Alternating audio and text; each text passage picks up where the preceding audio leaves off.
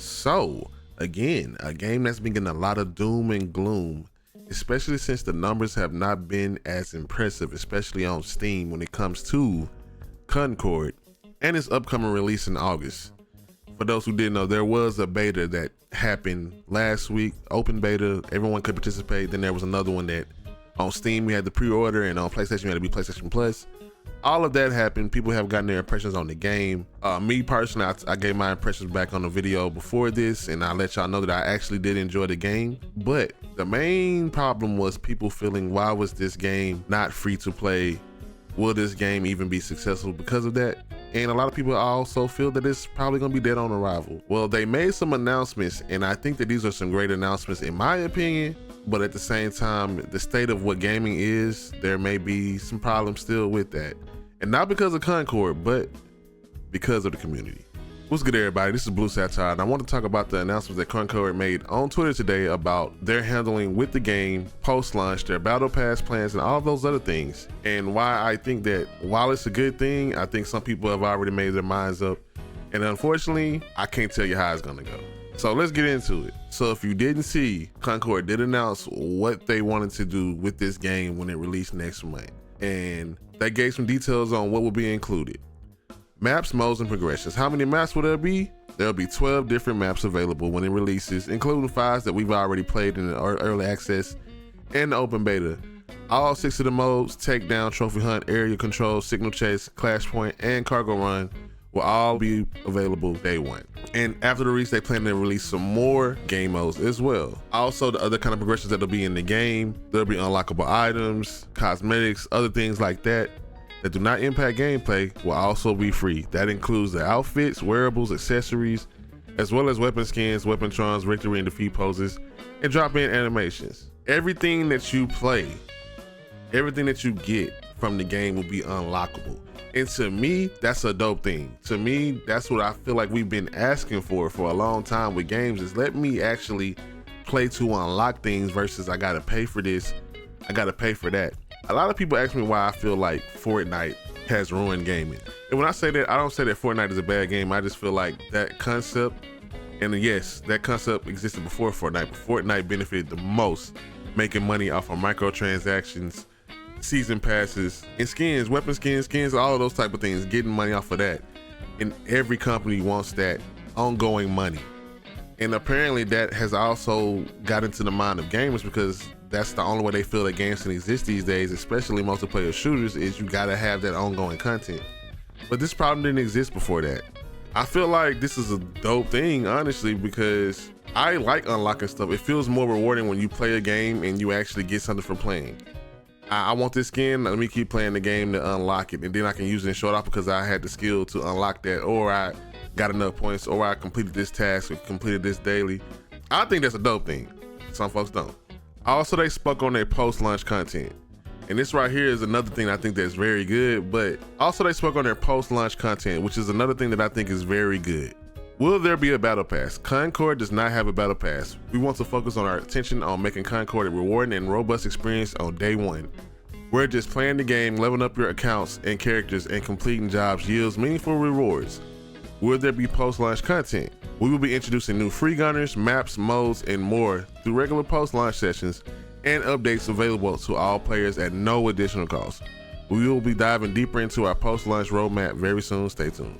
Also, the variants and the systems, everything that's in the game, that will also be added to the game on a weekly variant unlock in the job board. So again, I think that's cool. I don't know how anybody else feels, but I like the idea there'll be no battle pass, because if you're just dropping content, that keeps your game alive. But a lot of people question this because they wonder, if there's no battle pass, if this is no free to play model, how will you make money? How will you continue to create this stuff? And a lot of people feel like if they don't buy this game when it comes out day one, if people don't buy this game day one, then they probably would abandon this.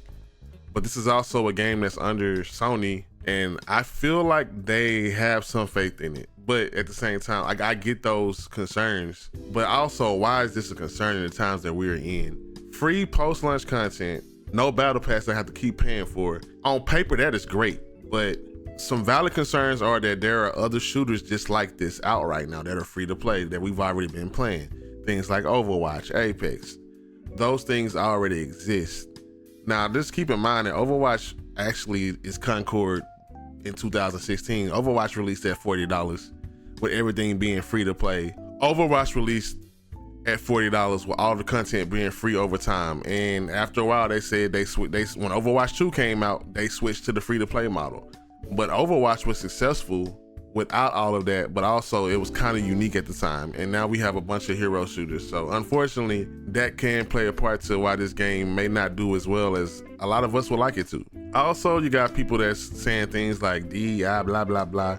If you say any of that in the comments, I'm just not gonna take you serious because most of y'all don't know what that means. And you're substituting that for things that you don't like. It's a dog whistle for other terms that you just don't like. And you can't really come and tell me how this game is woke, blah, blah, blah.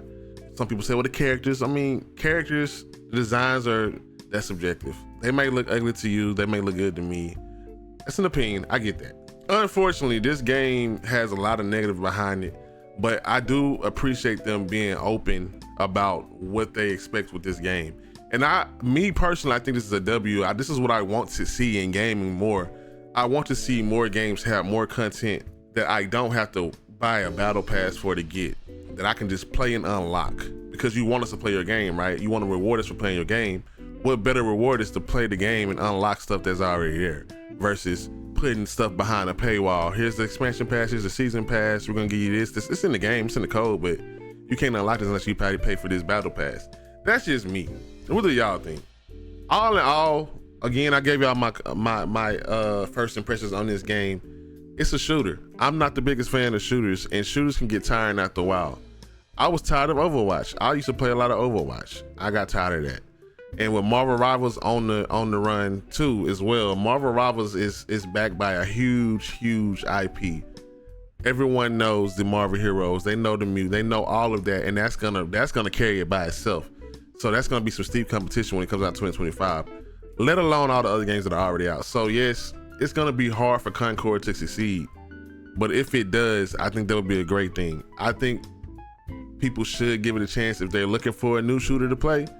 But if you want to keep playing the same things that you've already been playing, I get it. It's just an opinion. But at the end of the day, I do think what Concord is doing is good. I love that they are doing more for $40 than a lot of people do with $70.